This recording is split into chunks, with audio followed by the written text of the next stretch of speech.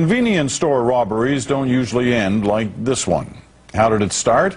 A man walked in carrying a baseball bat. Surveillance video tells the rest. Instead of cash, the store owner pulled out a rifle, a big one, bringing the robber to his knees. He's starting crying. He's a big man. He's crying. He says, I'm sorry. I have no food. I have no money. I have no job. My family, my whole family hungry for whole weeks. Mohammed Sohail then gave the robber $40 and some bread, making him promise never to rob again. I feel just like it break my heart.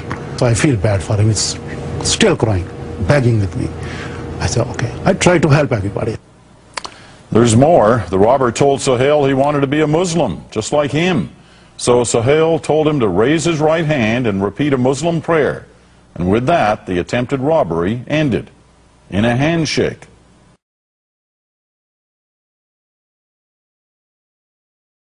That point, it's oh. We first brought you Mohammed Sohail's story in June when he showed mercy to a would-be robber who came into his store demanding money.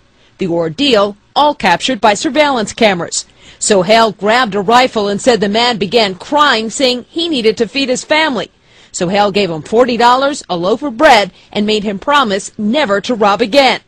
6 months later, the 47-year-old Sohail says that promise was returned in a way he never imagined. He recently received a letter with $50 inside and no return address. That's a surprise for me. I said, what is that? And when I read the letter, that's the same person, you know, the guy come try to rob my store. He read it for us. Now, I have a good job, make a good money, staying out of trouble, and taking care of my family. You give me $40 and a loaf of bread. Here is the $50. Thank you for sparing my life. Because of that, you changed my life. You cry when you got that letter? Absolutely, because all the time I'm thinking my mom. My mom say, help anybody if anybody need help. The letter is signed, Your Muslim Brother, and the writer states he's now a true Muslim. During the aborted robbery, the man told Sohail he wanted to be a Muslim just like him, and Sohail recited an Islamic prayer and told him he was converted. While the man's life may have changed, things are also different for this Pakistani immigrant. At his store in Shirley, New York, he displays letters he's received from across the country. Dear Mr. Sohail, what is this? Let me say that no person has ever moved my spirit the way you did. Wow.